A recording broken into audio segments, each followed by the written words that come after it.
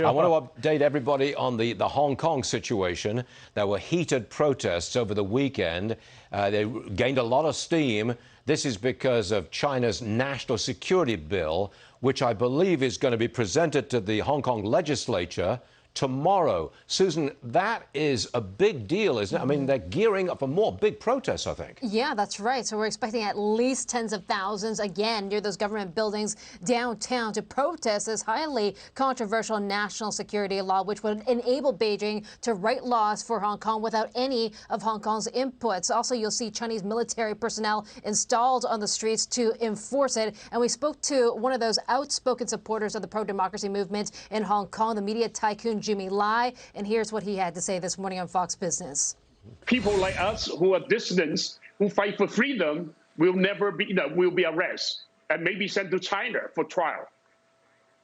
So, the whole place will be, Hong Kong will not be the same as it was before.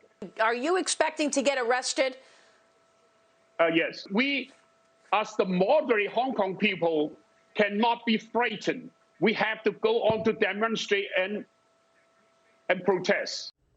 No, Jimmy Lai was already arrested earlier this year for his support of last year's protests. And Jimmy Lai, who is the owner of the Apple Daily, one of the pro-democracy newspapers in Hong Kong, had a huge front page plastering that says it's all up to President Trump and the White House to help Hong Kong. Now, there are a few options on the table for the White House. They can invoke the Hong Kong Democracy and Freedom Act, which would require Beijing to prove that Hong Kong is being left independent, or the White House can actually revoke some of the favorable trade policies that it currently extends to Hong Kong. But in the end, that kind of hurts Hong Kong, doesn't it, Stu? Sure, in many ways, people see this as a huge infringement, of course, of the 1997 handback of Hong Kong back to China. But what can the U.S. do about this? Yeah, good question. What can the U.S. do in terms of retaliation? But I do want to make the point that Jimmy Lai, Susan, and I'm sure you'll agree with this, he's a very brave man, isn't he? He is a very brave man, but I would argue that those young individuals that are braving the streets and taking the hits and the physical brutality